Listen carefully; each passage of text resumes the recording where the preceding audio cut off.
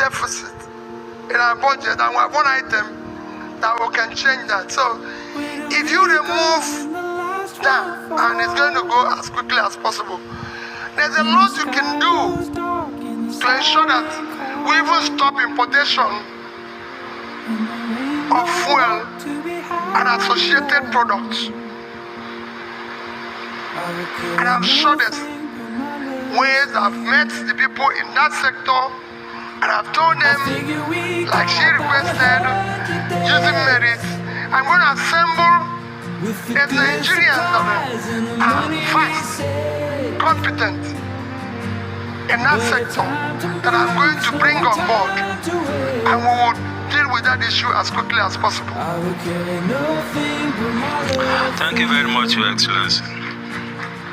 Now to foreign exchange. The foreign exchange situation is one of the biggest challenges that this economy is facing at the moment.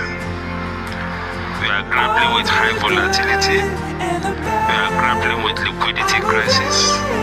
We are grappling with the problem of rationing of foreign exchange with all the attendant transparency problems.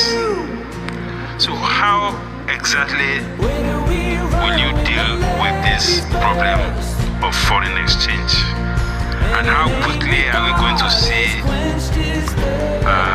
some action in terms of, putting an end to some of the distortions that we have in the foreign exchange market? And related to that is the fact that we have a CBN Act that confers autonomy on the Central Bank of Nigeria. And the Central Bank has opted to adopt the current policy by virtue of its independence. So how are you going to reconcile whatever your position will be on foreign exchange with the issue of the autonomy of the CBN and its current position? Well, I'm not going to dwell on the issue of autonomy of Central Bank. I support their autonomy. Dealing with foreign exchange is a very easy thing. The rates and volatility of your foreign exchange is a function of your foreign reserve, which is directly linked to your exports. Import and export. Because you are not a country that is productive, you're not dealing with anything. It's a simple thing. A country with size of Nigeria, our total export last year is 18.9 trillion naira. 220 million people living on 923,000 square kilometers. Total export, go and check. Yes, they will tell you if you use 410 naira for the rate, that will give you $47 billion. For me, who normally uses an average of about 650, because that's the one that I can get. I've never seen one 410. Maybe some of you, because of your connection, can get it. We get more than that, but 650 is below $30 billion. It is unacceptable for a country of our size. Totally unacceptable. And I give you tiny countries. Let me start. I give you very quickly 4 countries to show you how poor you are. In that, Israel is 22,000 square kilometers. So if you minus in land, if you minus 23,000, we're left with 900,000. There are about 9 million, 8.9 million, call it 10 million. So you minus 10 million people, we have 210 million. Israel total export last year, $59.8 billion. So they did to wise 220 million people on almost 50 times their size of land did. That is Israel. Já pensou ter de volta os seus dentes fixos para comer de tudo e ser livre para sorrir? Netherlands, this is the first world now. Living minus water, 33,000 square kilometers of land. If you minus water on them, total export over $500 billion. We're barely doing about 5% of what they did. In fact, I always mention Niger State. Niger State today is about seven local governments is under control of gangsters and criminals. Niger State. Niger State, they have a fertile land that can feed Nigeria. They can't feed themselves. They are waiting for statutory allocation of less than 50 billion naira a day. When Netherlands agricultural export last year is $103 billion, about 120 billion, 103 billion euros, about $120 billion. And Niger State is 76.3 thousand square kilometers, 2.5 times Niger State. That's 2.5 times Netherlands. It cannot continue. It's not a productive country. Composed with a developing country like Vietnam. Vietnam live on 331,000 square kilometers.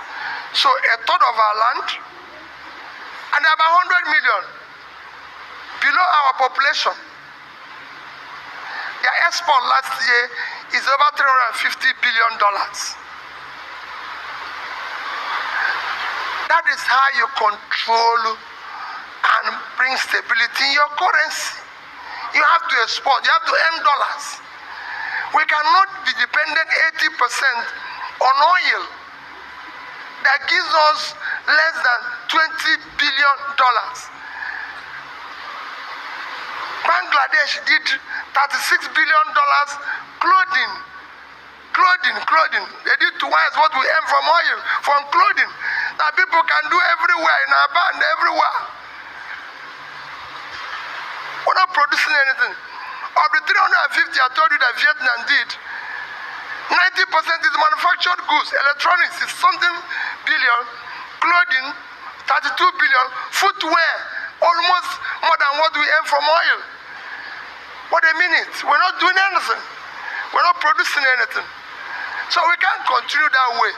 We need to do something very quickly and start production and exporting goods. That's the only way you can earn dollar, and this is doable. It's not a rocket science. Yes, thank you very much, Your Excellency. Just a follow-up on that. Many operators in the private sector are not comfortable with this multiple exchange rates. What is your view on the policy? And that's what I'm telling you, because you have scarcity. Once you have scarcity, you have to have all sorts of measures. Black market, open market, white market. Once you start exporting now, all these countries, let me tell you, I visited Brazil, Mexico, when they had all this. But today, you can't go and do it in Brazil. Brazil have about 400 billion exports annually. If Nigeria start exporting now, when we used to be productive, you don't need that. You go to bank, you buy it, it's money. If you start producing now and exporting, you don't need all this multiplicity, anything. You don't need them. What you need is to deal with the problem. Don't go and start saying how we are going to have central bank.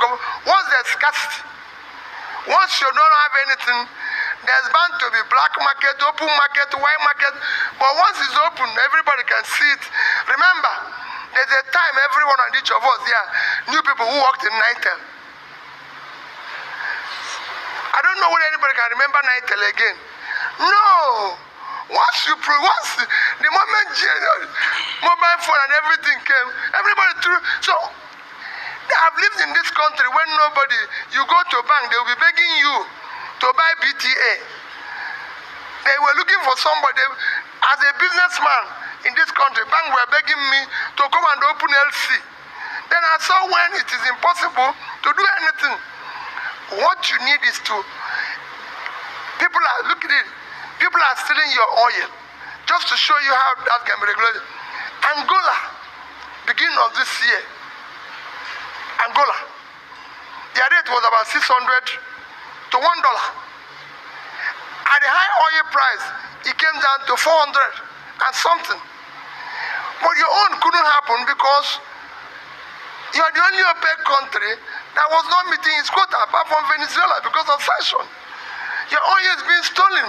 You have 1.8 million barrels. That's what you're supposed to be producing daily, 1.8.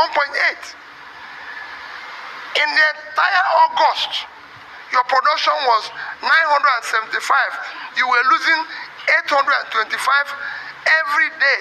Multiplied by 1 month, 31 days, is about 25 million barrels. You did not sell. Whether you're sharing it as 100 naira average in August, that's 2.5 billion. So a man who needs every cent can allow that to go. It's not possible. That's why I said, as president, instead all of us will go and queue up on that pipeline and wait and see who will take it. It's not possible. And you're looking for foreign investors. You're looking for foreign investors when people are stealing the one you have at home. The first investor you need is to make sure that the one in your home is not being stolen. So you can deal with it. These are low-hanging fruits I'm talking. We will all go and man that pipeline. We'll move presidency to pipeline because that's income. Okay, sir. Thank you very much, Your Excellency. If you are smart,